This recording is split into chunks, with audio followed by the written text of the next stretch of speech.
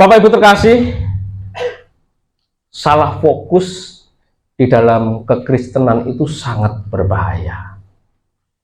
Sangat berbahaya. Dan jemaat di Laodikia menjadi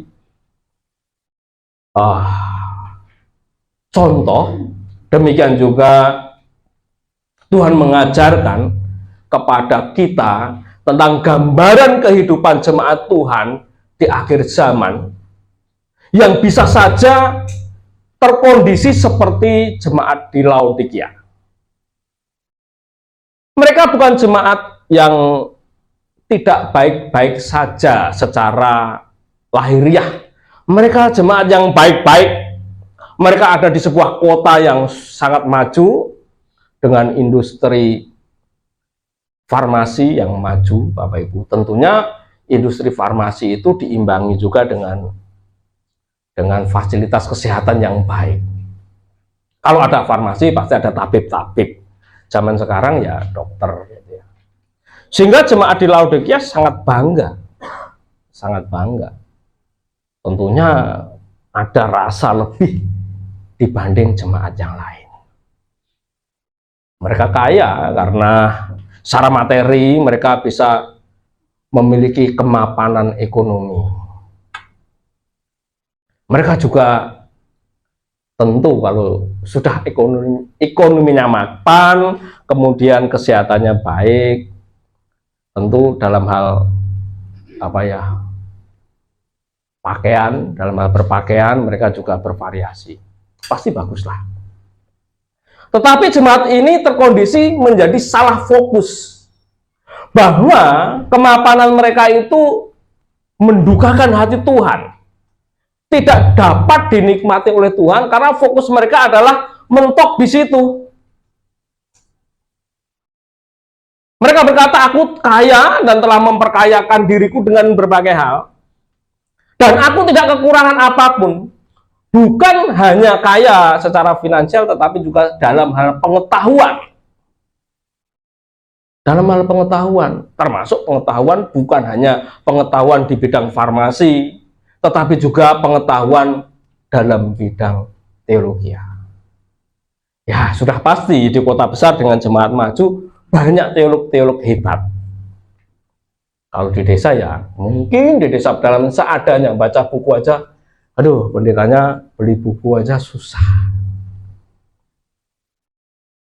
Mereka mapan dalam bidang pemahaman Alkitab, dalam dogma-dogma. Sehingga biasanya kalau di sebuah kota dengan berbagai dogma yang masing-masing mapan, memiliki argumen-argumen yang hebat, sibuk juga mereka berdebat satu dengan yang lain. Sehingga mengatakan yang satu lebih hebat dari yang lain dalam hal pengetahuan. Bapak Ibu, kondisi seperti ini menjadi memalukan di hadapan Tuhan ketika jemaat di Laodikia tidak mengalami perjumpaan dengan Tuhan. Kelimpahannya hanya sebatas materi, fana. Bukan sampai kepada perkara-perkara rohani yang mengubah. Maka tidak heran kita bisa melihat bahwa banyak orang-orang yang pandai, bahkan pandai dalam hal pemahaman Alkitab, tetapi perilakunya tidak mencerminkan Kristus sama sekali. Ini sesuatu yang tidak boleh terjadi. Tetapi bagaimanapun telah terjadi pada jemaat di Laodikia, dan juga mungkin saja bisa terjadi dalam kehidupan kita. Oleh karena itu kehati-hatian kita itu sangat penting untuk menjaga fokus. Fokus kita kepada Kristus. Kesucian, langit baru, bumi baru, dan tanggung jawab hidup. Mari kita lanjutkan apa yang pernah kita pelajari. Hari ini saya mengambil sebuah judul menutup aurat. Apa kaitannya dengan jemaat di Laodikia? Kalau saudaraku membaca kalimat menutup aurat, apa yang Bapak Ibu pikirkan? Oh, pakai hijab. Berarti di sini auratnya terbuka semua ini. Ya. Apalagi? Bercadar. Ya. Menutup aurat. Situasi yang terjadi pada jemaat di Laodikia sangat memprihatinkan, karena di sana Tuhan mengatakan bahwa jemaat yang serba mapan ini, yang fokus hidupnya kepada perkara-perkara yang standar masyarakat pada umumnya, moralitasnya standar moralitas umum dalam hal penampilan, pengetahuan, kepandaian tadi, ternyata kedapatan telanjang di hadapan Tuhan. Yang paling berbahaya adalah ketika kita merasa mapan, merasa nyaman, merasa limpah, merasa cukup baik, tapi telanjang. Kita terpesona dengan berbagai hal yang dapat kita bangga-banggakan, tetapi keterpesonaan kita itu membuat kita lupa berpakaian, Bapak Ibu. Lupa berpakaian. Ada yang terpesona dengan goes begitu, lalu lupa berpakaian. Terus piye? Nah, terpesona dengan goes. Ada yang terpesona dengan game online gitu, keluar dari kamar mandi kemudian lupa berpakaian, takut lali. Tapi bangga. Mari kita perhatikan apa yang tertulis dalam Wahyu, kitab Wahyu. Kitab Wahyu pasal 3 ayat 18. Kita melanjutkan apa yang telah kita bahas. Wahyu pasal 3 ayat 18. Kita baca bersama-sama. 2, 3. Maka aku menasihatkan engkau, supaya engkau membeli daripadaku emas yang telah dimurnikan dalam api, agar engkau menjadi kaya. Dan juga pakaian putih, supaya engkau memakainya, agar jangan kelihatan ketelanjanganmu yang memalukan. Dan lagi minyak untuk melumas matamu, supaya engkau dapat melihat. Jemaat di Laodikia yang merasa kaya itu diminta oleh Tuhan membeli emas yang pertama. Emas bicara tentang kemurnian. Kehidupan yang murni hanya untuk Tuhan, tidak tergarami oleh dunia. Kehidupan di tengah-tengah dunia yang fana ini dengan berbagai hal yang ditawarkan tetapi tidak terpengaruh. Ikan di laut hidup di air yang asin, tetapi dagingnya tidak menjadi asin. Loh, kok ada ikan asin, Pak? Itu sudah ditangkap lalu diasinkan jadi gereh. Begitu. Makanan favorit orang-orang dulu zaman sekarang nggak doyan mungkin.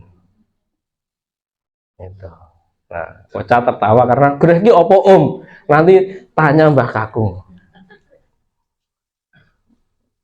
Tidak tergarami, tidak kena ragi dunia. Itu murni. Ragi Farisi, ragi agama, ragi merasa benar karena pandangan teologi. Ragi Herodes, yaitu ragi politik. Nah, kita ada di dunia yang syarat dengan berbagai trik-trik politik, tetapi kita tetap murni. Tidak kena lagi. Bicara kemurnian, seperti emas yang dimurnikan dengan api. Itu sudah kita pelajari. Kemudian hari ini Tuhan berkata, dan juga belilah pakaian putih. Pakaian putih. Kenapa tidak merah? Dulu waktu sekolah minggu diajari om, di surga nanti berpakaian putih. Gitu. Yang surga pakaiannya putih semua. Gitu. Kira-kira lucu enggak, saudaraku? Di sini aja warna-warni, ada yang batik macam-macam ya. Ini bukan masalah lahiriah. Nanti di surga jangan berpikir nanti pakaiannya putih semua om. Mungkin ada yang batik juga, kotak-kotak seperti Farel gitu ya. Putih itu apa? Supaya engkau memakainya agar jangan kelihatan ketelanjanganmu yang memalukan.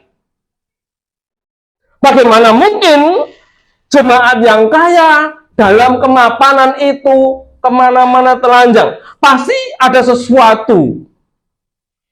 Telanjang di sini bukan lahiriah, bukan, tetapi sesuatu yang memiliki makna yang dalam. Telanjang di sini bukan telanjang berarti kita tidak berpakaian, tetapi pakaian apa yang harus kita kenakan, itu yang penting. Kita lanjutkan. Pakaian putih, Bapak Ibu, melambangkan perbuatan kita yang diperkenan oleh Tuhan. Putih, lambang kesucian. Kalau merah, suci enggak, Om? Memang kalau merah itu tidak suci, tapi pada umumnya putih melambangkan kesucian. Bendera kita, Indonesia, merah berani, putih, suci. Pakaian putih melambangkan perbuatan yang diperkenan oleh Tuhan. Perbuatan apa yang diperkenan oleh Tuhan? Apakah itu perbuatan baik? Ya. Tetapi baik belum tentu berkenan, masalahnya itu, Bapak Ibu. Nanti kita akan lihat. Baik belum tentu berkenan. Perbuatan yang diperkenan oleh Tuhan itu hanya satu, perbuatan yang suci. Karena kalau suci sudah pasti benar dan baik. Kalau baik belum tentu benar. Baik bagi saya belum tentu benar bagi Pak Bena. Tapi kalau suci pasti itu benar dalam pandangan Tuhan. Perbuatan suci itu seperti apa? Yaitu perbuatan yang didorong oleh gerak pikiran dan perasaan Tuhan yang ada di dalam nurani manusia. Ingat apa yang sudah saya sampaikan tentang gema rema di dalam nurani. Rema yang bergema di dalam nurani kita kemudian ditangkap oleh intuisi kita. Kemudian ada komunikasi antara kita dengan Tuhan. Dan hasil dari komunikasi kita dengan Tuhan itu menghasilkan sebuah peragaan hidup yang suci. Oleh karena itu, tidak mustahil bahwa saudara bisa hidup suci. Amin. Kok ragu-ragu? Kuduslah kamu sebab aku kudus. Itu firman Tuhan. Mustahilkah? Bukankah saudaraku sering menyanyi, tiada yang mustahil baginya? Kenapa banyak orang berkata mustahil hidup suci? Tidak ada yang mustahil bagi Tuhan. Artinya tidak mustahil bagi saudaraku untuk hidup suci. Amin. Masih bapak-bapak yang hidup suci. Tidak ada yang mustahil saudaraku bisa suci. Amin. Jangan hanya melegakan saya, tetapi mari berjuang. Perbuatan yang didorong oleh gerak pikiran dan perasaan Tuhan, Bapak Ibu. Ini tidak mudah. Ya, ini sulit. Ya, tapi butuh keikhlasan untuk melakukan. Tanpa keikhlasan tidak bisa. Contoh. Ada orang yang mustahil bisa masuk surga. Loh, apa? Orang yang hidup dalam kepahitan, orang yang tidak bisa mengampuni. Tidak sedikit orang berkata kepada saya, sulit om aku mengampuni, aku tidak bisa, wes mati ya. Sudah, tidak bisa mengampuni, wes selesai. Tapi kalau kalimatnya, aku belum bisa mengampuni, itu masih ada perjuangannya. Kalau tidak bisa, ya tidak bisa, berarti tidak bisa masuk surga. Kenapa? Tuhan Yesus dengan jelas mengatakan, jikalau kamu mengampuni kesalahan orang, dosamu akan diampuni. Jika kamu tidak mengampuni, maka dosamu juga tidak akan diampuni. Bagaimana mungkin orang yang dosanya tidak diampuni bisa masuk surga? Tapi mengampuni sulit, Om. Tidak sulit. Kalau ikhlas. Wes nek ikhlas ki enak gitu. Meskipun tidak bisa tapi ikhlas. Aku ikhlas mengampuni. Angel. Ya, ikhlas itu enggak angel. Sudah tidak mengingat-ingat lagi. Kalau saya memberikan sesuatu kepada saudaraku Luki, ya, kebetulan saya dapat berkat begitu, nasi, kemudian nasi kucing, ini enak banget lah ke Jogja, Luki. Ini buat kamu. Luki lihat, ya, terima kasih Pak Yu. Kemudian Luki berpikir di depan rumahnya ada kucing kelaparan. Terima kasih Pak Yu. Kemudian nasinya saya berikan, sama Luki dikasih makan kucing. Kucingnya meong gitu lah makan nasi. Lalu apa yang harusnya saya lakukan? Luki itu orang menghargai. Udah dikasih nasi kucing, aku nggak ke Jogja. Waduh, kayak ini kucing. Tersinggung aku. Oh jangan. Ini ikhlas enggak? Ya suka-sukanya Luki. Harusnya sudah saya berikan ya terima kasih. Kemudian mau Luki kasih kucing atau dikasih tikus atau dikasih tetangganya atau dimakan, itu tidak menjadi masalah kalau saya ikhlas.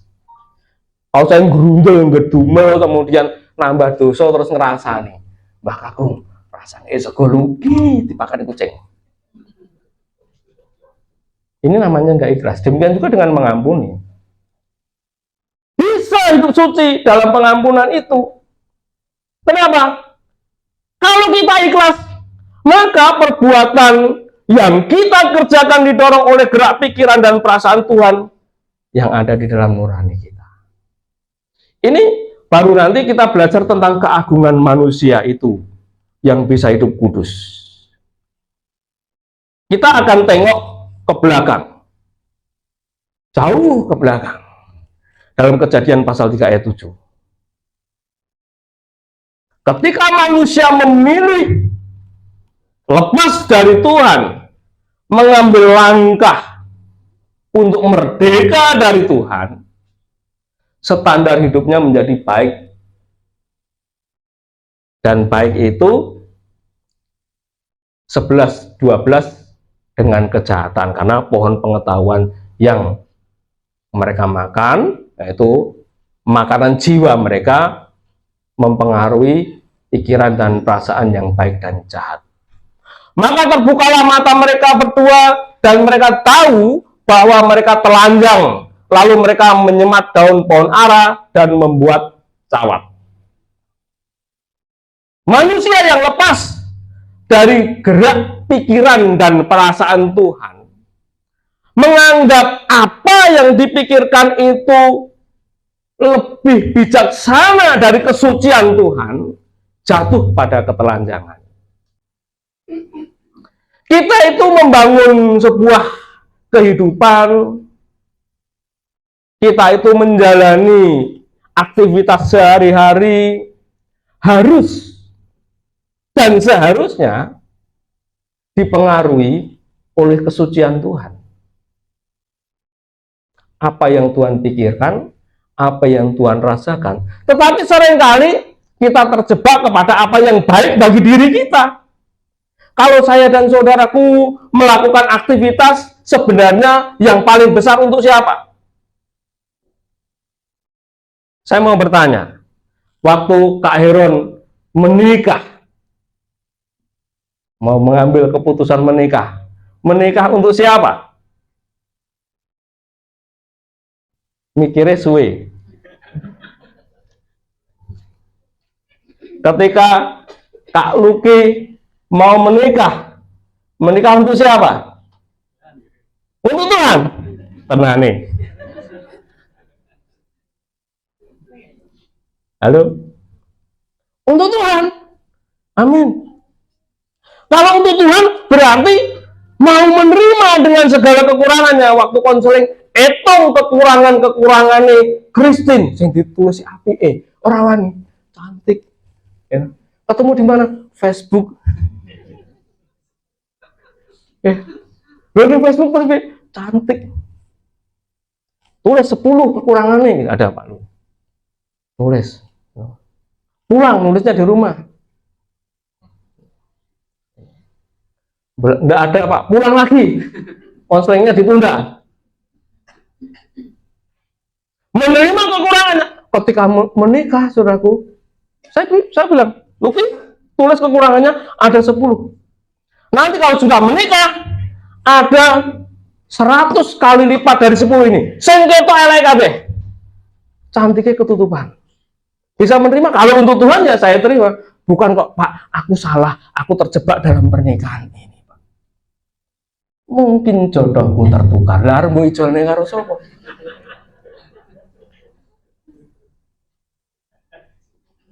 Seringkali orang menikah untuk dirinya. Aku wis tua, Om. Aku mau menikah karena aku wis tuwir. Nanti kebacut. Menikah untuk dirinya. Cari uang untuk dirinya. Istrinya dapat sisa.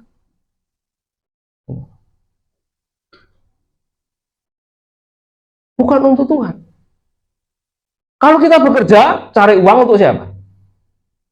Halo? Pak Samuel? Untuk siapa kok? Untuk anak istri. Masih untuk anak istri itu Pak. Kalau nggak punya anak istri,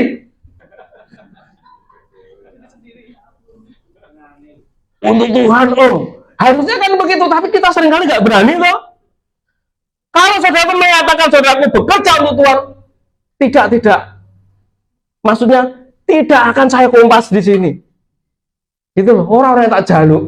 Untuk Tuhan Om, kene perpuluhan nih. Untuk Tuhan. Kalau untuk Tuhan dimanapun saudaraku bekerja, saudaraku akan jadi berkat di sana. Dan rezekimu tidak tergantung dari gajimu. Amin. Makanya jangan tanya, pendeta gajinya piro, saudara. Kok iso urip? Ini ya iso urip, saudaraku. Belum dicabut nyawanya kok. Kan orang yang suka protes dulu, suka tersinggung itu kan Mbak Meni. Ketika ditanya, aku pendeta idealis mangan apa? Wah, aku loro hati. Pendetaku mangan apa? Lah aku ndek apa ndang terek kene. Ya mangan sego, saudaraku. Karena bukan tergantung dari itu.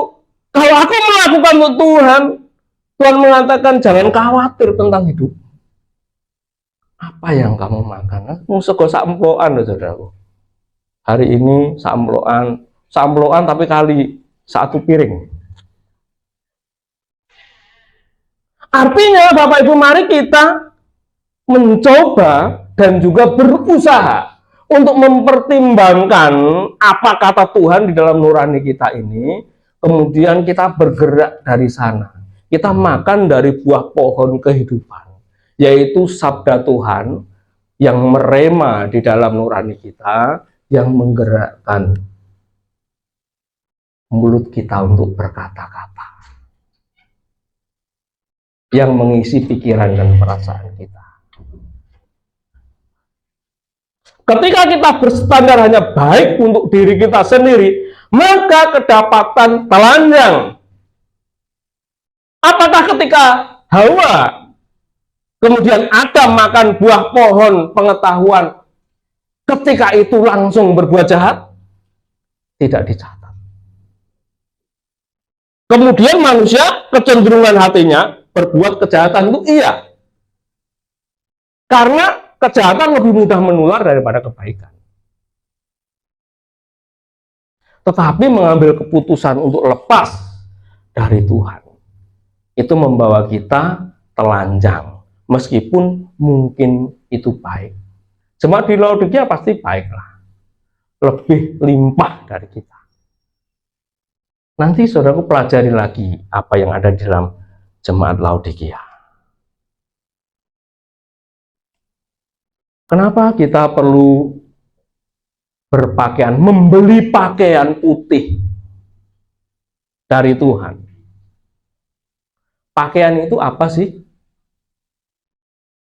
Kita manusia harus berpakaian sepantasnya manusia. Dulu, waktu kita masih merintis gereja, di garasi rumah saya jumlahnya tidak banyak, ya bisa santai. Tetapi saudaraku yang memiliki tatanan yang baik dalam nurani, kita tidak pernah ngoyak-oyak untuk berpakaian sepantasnya, kemudian menyesuaikan diri setelah ada di sini. Kan begitu. Itu tatanan manusia. Yakobus 2 ayat 26. Mari kita baca bersama-sama.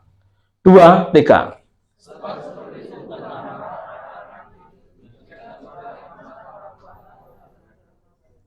Ada orang berkata yang penting beriman, Om.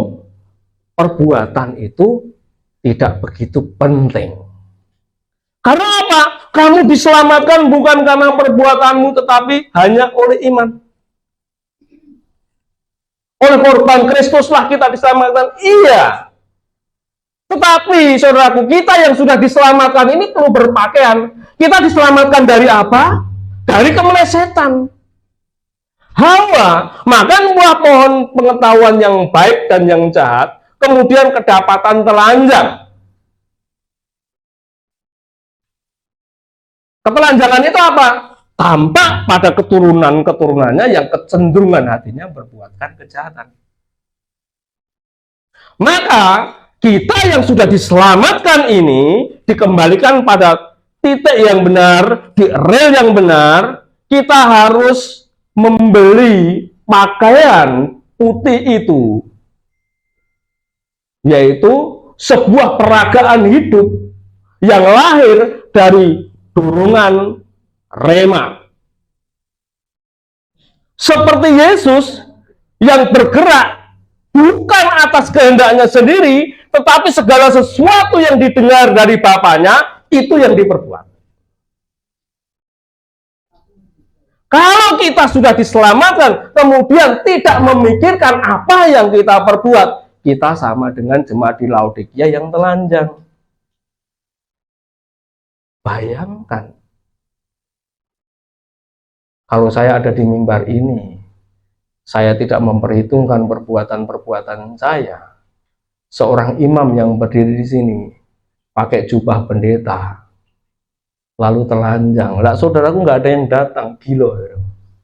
Ya toh, pendeta ini ngomong tok perbuatan ini renek, tidak mencerminkan Kristus. Sebab seperti tubuh tanpa roh adalah mati, demikian jugalah iman tanpa perbuatan mati. Iman tanpa perbuatan. Perbuatan adalah peragaan hidup. Kalau iman kita kepada Yesus Kristus, peragaan kita adalah Kristus.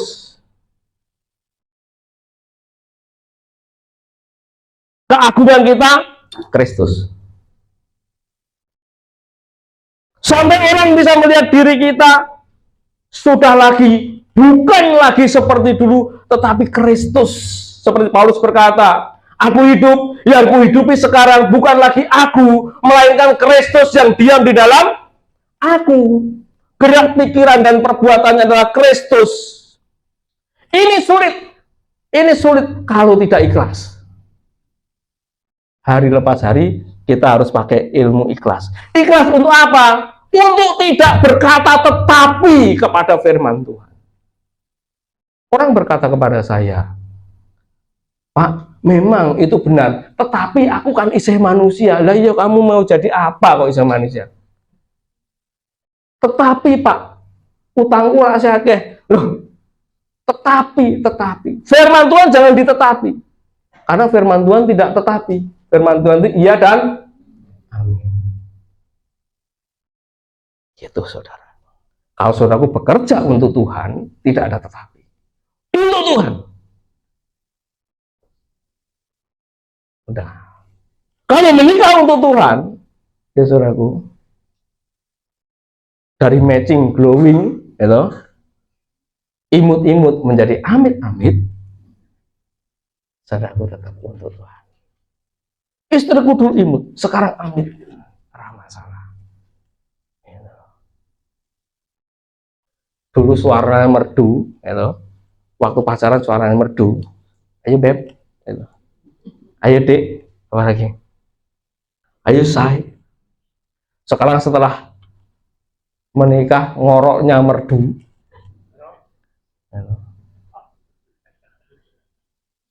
Saudara tidak ada masalah. Saya wis gendut ngorok. Ke kamar mandi nyentol ora resik. Untuk Tuhan ya wis untuk Tuhan. Dimaklumi faktor U kan.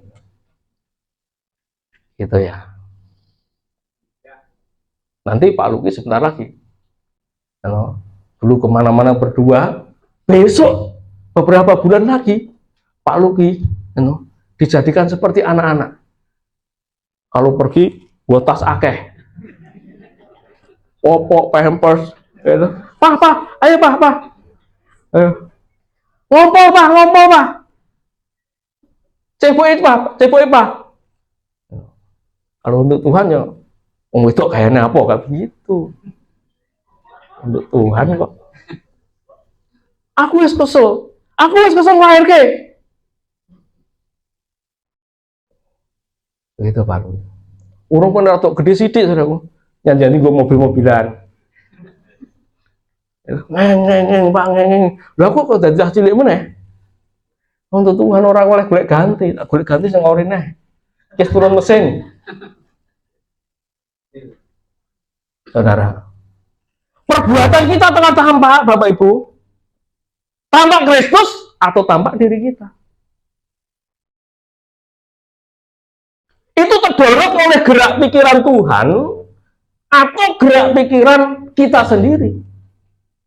Gerak pikiran Tuhan atau gerak pikiran komunitas kita, sosialita kita. Kan tampak nanti kesukaannya apa, yang dibicarakan apa, kebanggaannya apa, duit entek tinggo apa, itu tampak. Kalau komunitas pancing ya duit entek tinggo senar pancing, gitu. Itu kalau komunitas mancing.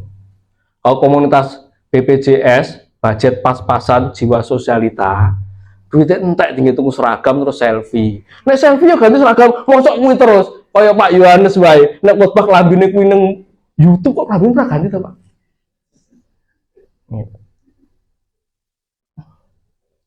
Duit saudara habisnya ya di situ nanti. Komunitas game online, ya nanti habisnya di situ. Kalau untuk Tuhan ya untuk Tuhan. Duit saudaraku akan habis untuk Tuhan, meskipun bukan masuk ke kas gereja, tetapi untuk Tuhan. Tapi ya, akan kelihatan dari bagaimana reaksi pasangan hidupmu, anak-anakmu, lingkunganmu, dan orang-orang di sekeliling akan berkata, ibu ini benar-benar mencerminkan Kristus. Ketika aku lapar, dia memberi aku makan. Itu jajaknya itu biasa, tapi bukan jajaknya untuk orang yang cocok saja. Itu yang tidak cocok kita jajaknya karena mereka sedang kekurangan makan misalnya.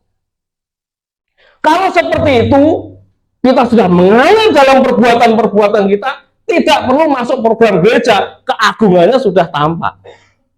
Kalau orang seperti itu pasti Kristusnya benar di lingkungannya. Bukan karena program gereja, mari kita melakukan diakonia, lalu ke sana, kita selfie bersama ya, GSKI Shalom, yes. Padahal kita mengatakan, jikalau tangan kananmu memberi, tangan kirimu jangan sampai tahu. Tapi sekarang memberi, selfie dulu ya, Bung.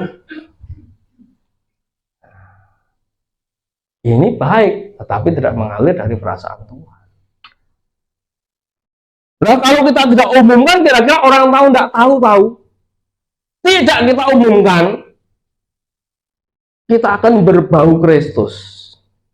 Keharuman mawar di halaman saudaraku akan saudaraku hirup.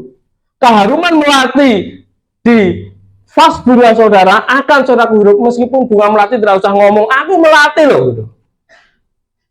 Kalau saudaraku baik dalam perbuatan seperti Kristus, jangan khawatir. Karena Tuhan mengatakan, supaya mereka melihat perbuatan yang baik dan memuliakan Bapa di surga. Sampai di sini, saudaraku paham? Amin. Nah, jadi jangan berpikir orang Kristen nggak perlu berbuat baik, karena sudah mendapat keselamatan. Karena tanpa perbuatan baik, kita bagai orang yang telanjang dan tidak berpakaian. Malu. Sudah Kristen, perbuatannya jahat. Aduh, saudaraku, malu.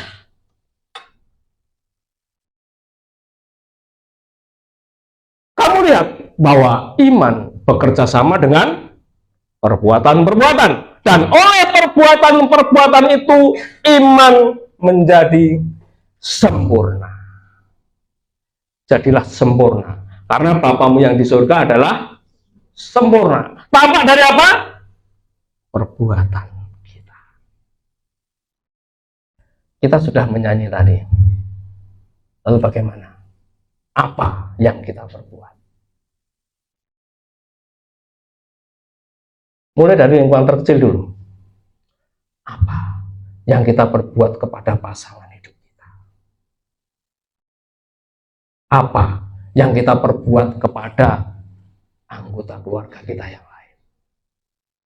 Apa yang kita perbuat bagi perhimpunan kita ini, gereja kita yang kecil ini? Apa yang kita perbuat di luar sana? Itu membawa kita kepada kesempurnaan. Dan itu pakaian putih, dan harus kita usahakan. Maka Tuhan mengatakan, belilah. Membeli itu dengan membayar. Berbuat baik itu pasti dengan perjuangan. Perjuangan apa? Menyangkal diri, memikul salib. Kalau kita berbuat baik dengan orang yang berbuat baik kepada kita, kata Tuhan Yesus, apakah bedanya kamu dengan orang di luar sana? Kalau kita bicara perbuatan sampai ke sana padanya. Kalau kamu memberi salam kepada orang yang baik kepadamu, apa bedanya kamu dengan orang di luar sana? Ini kita mulai harus berpikir di sini. Jangan membalas kejahatan dengan kejahatan, tetapi balaslah kejahatan dengan kebaikan. Jangan mengutuk, doakanlah orang yang menganiaya kamu. Ini baru kita membayar harga, begitu.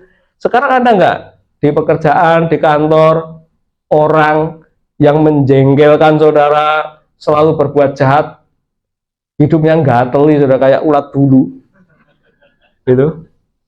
Ayo, saudara terus nih, disapa nggak pernah jawab.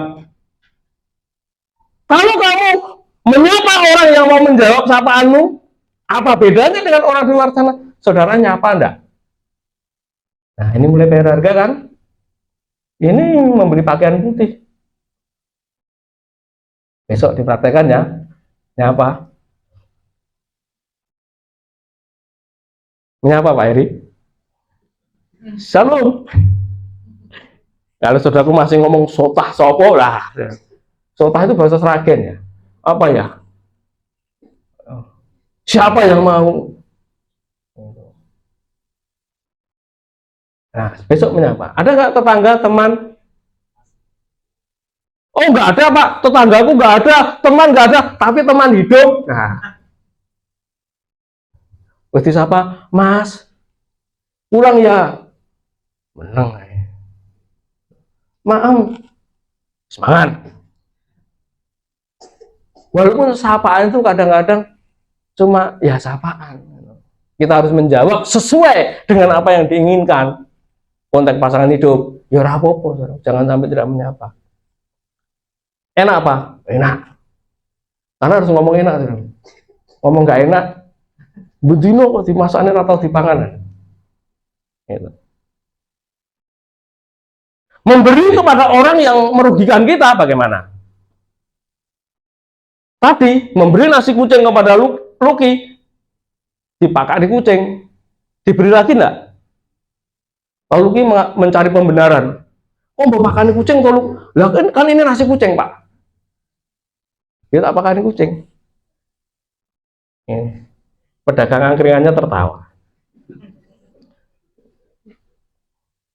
Gak apa-apa, Des, kasih kucing. Jadi oleh perbuatan-perbuatan kita yang didorong oleh pikiran perasaan Tuhan itu memiliki keagungan manusia yang dikembalikan pada rancangan semula Allah, yang perbuatannya di atas rata-rata manusia pada umumnya. Kalau manusia pada umumnya melakukan sebuah perbuatan yang sama, yang bisa dimaklumi, berbuat baik kepada orang yang baik-baik saja, minimal kita berdoa bagi orang yang jahat kepada kita. Kalau orang jahat kepada kita didoakan atau dikutuki. Saudaraku, iman itu akan tampak dari perbuatan, perbuatan yang mengalir dari pikiran dan perasaan Tuhan. Perbuatan kita menunjukkan seperti apa iman kita. Itu. Jadi bukan iman itu tak imani. Aku pengen mobil kayak Pak Bena, tak imani. Tahun depan tak imani. Persis. Ini Pak Bena. Amin, saudara. Amin. Saudara juga beriman sama seperti saya beriman. Itu orang iman. Itu bukan iman. Itu memotivasi diri sendiri. Tahun depan, pokoknya tahun depan. Tahun depan kapan? Pokoknya depan, Pak. Nah, depannya kapan? 1 tahun, 2 tahun, pokoknya depan. Kalau tahun depan ini belum, berarti tahun depannya. Kalau belum, depannya lagi. Kalau belum, pokoknya tahun depan Pak Imani. Pinter ya. Saya menubuatkan Bang Heron, tahun depan punya. Tahun depan udah kak urung Pak, tahun depannya lagi. Nah, itu pinter pendeta, saudara. Wahyu 19 ayat 8. Kali kita lihat apa itu pakaian putih. Kita baca bersama-sama. 2, 3. Dan kepadanya dikaruniakan supaya memakai kain lenan halus yang berkilau-kilauan, yang putih bersih. Lenan halus itu adalah apa? Perbuatan-perbuatan yang benar dari orang-orang kudus. Perbuatan yang benar dari orang kudus. Orang kudus di sini konteksnya bukan orang-orang kudus, yaitu para kudus yang sekarang ada di perhentian orang kudus. Perhimpunan orang kudus yang ada di bumi ini maksudnya.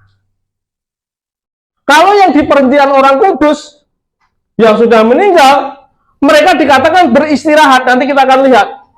Orang kudus di sini, Bapak Ibu, yang harus memakai pakaian putih ini adalah orang-orang yang dikuduskan oleh darah Kristus. Saya dan saudara yang disebut orang-orang yang telah dikembalikan pada rancangan semula Allah, yang dipanggil dari kegelapan dunia, masuk sebuah perhimpunan, masuk pada terangnya yang ajaib, yaitu kasih Kristus, dikuduskan, disucikan, ditebus oleh dosanya. Kita menjadi perhimpunan orang kudus. Oleh karena itu, kalau kita berhimpun di sini, pasti kudus.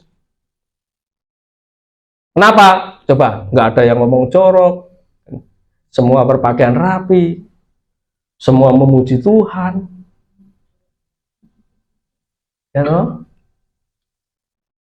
Lenan halus itu adalah perbuatan-perbuatan benar. Benar ini berstandar Kristus. Karena Kristus mengatakan, akulah jalan, kebenaran, dan hidup. Perbuatan kita benar adalah ketika kita memperagakan apa yang Kristus peragakan. Ketika ia menjadi manusia. Perbuatan benar dari kita sebagai orang-orang yang kudus. Nah, hari ini, nanti, dan selamanya. Hari ini, nanti, dan selamanya. Gitu. Ku mengiring engkau, hanya engkau saja. Dalam suka, dalam duka, tetaplah, ya. Tetaplah engkau yang kucinta. Hari ini, nanti, dan selamanya perbuatan kita hanya untuk engkau Tuhan. Hanya seperti engkau Tuhan, memperagakan engkau Tuhan. Sulit kalau kita tidak ikhlas. Sulit kalau kita tidak mau membeli. Saudaraku pernah membeli baju? Seorang suami diajak pergi shopping dengan istri dan anaknya. Milih-milih baju. Diskon pak, diskon pak. Diskon tapi saya larang. Ini podo karo ning klewer lho, pel. Mahal. Mahal pel, ini mahal. Mahal karena apa? Karena nggak ikhlas. Padahal ini untuk duit tapi bilang mahal. Lalu nggak ikhlas memberikan. Tapi kalau ikhlas, ya wis tukunan, ya ikhlas saudara. Memberi pakaian putih dari Tuhan, kita harus ikhlas melakukan. Meruntuhkan ego kita sendiri, menghancurkan tetapi tadi. Aku harus menyapa om, tetapi radi sauri, yo menyapa. Aku sudah memberi om, tetapi dipakani kucing, ya memberi. Aku sudah berdoa tuh, orang itu tak doakan tiap hari. Sudah 1 bulan lebih tak doakan, tetap jahat. Tetapi tetap jahat. Apakah kita berhenti berdoa untuk orang itu? Berdoa adalah perbuatan. Kalau belum bisa mengulurkan tangan kita, belum bisa menyapa, paling tidak mulai mendoakan.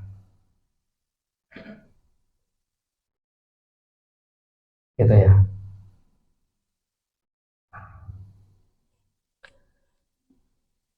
Dan kepadanya dikaruniakan supaya mereka memakai pakaian lenan halus yang berkilau-kilauan, yang putih bersih. Lenan halus itu adalah perbuatan yang benar. Memakai pakaian putih itu adalah kita menampilkan sebuah peragaan hidup yang benar sebagai orang-orang kudus. Segala sesuatu yang kita perbuat, yang didorong oleh gerak pikiran dan perasaan Tuhan, itulah yang akan menyertai kita hingga kelak di keabadian. Bapak Ibu terkasih, mulai sekarang. Jadi perbuatan orang kudus ini perbuatan kita yang akan menyertai kita sampai kita nanti beristirahat. Mari kita perhatikan ini. Wah, pokoknya belajar kitab Wahyu itu menarik sekali, saudaraku. Jangan takut. Wah, medeni Pak akhir zaman. Kan saudaraku suka mengatakan Maranatha, Tuhan datanglah begitu ya. Malah wedi. Wahyu 14 ayat 13. 2, 3.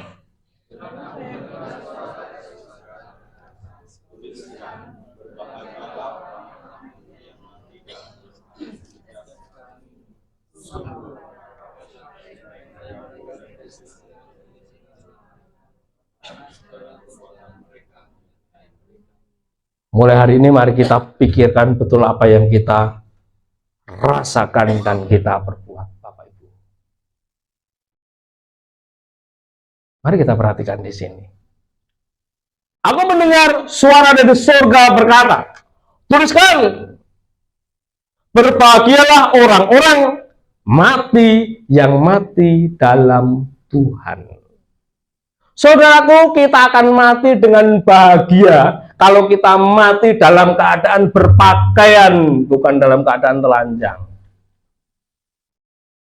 Berbahagia orang yang mati, ini ada di dalam kitab suci kita. Bukan berduka citalah orang yang mati. Mungkin yang masih hidup berduka cita. Karena apa?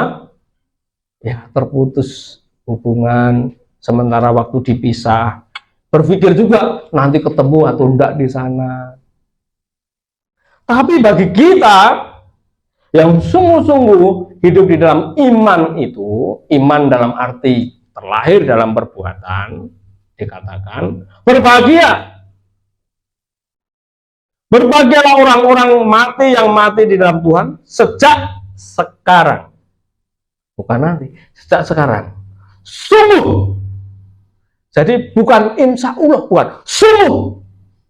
Bukan insya Allah, gitu enggak. Sungguh.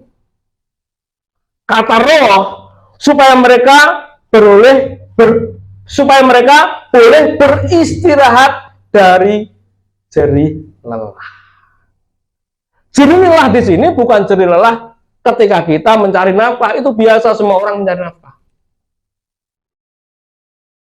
Jerih lelah kita ketika kita memiliki keikhlasan untuk menampilkan Kristus, dari melahirkan perbuatan-perbuatan agung sebagai manusia yang dikembalikan pada rancangan semula Allah, manusia yang memiliki pikiran dan perasaan Tuhan.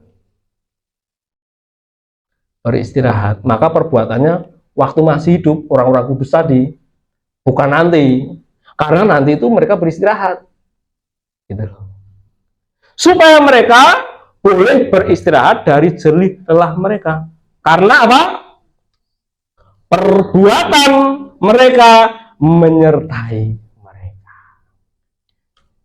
Iman kita menyertai kita, dan iman kita akan terlahir dalam perbuatan. Kalau kita nanti menutup mata, perbuatan kita diperhitungkan oleh Tuhan.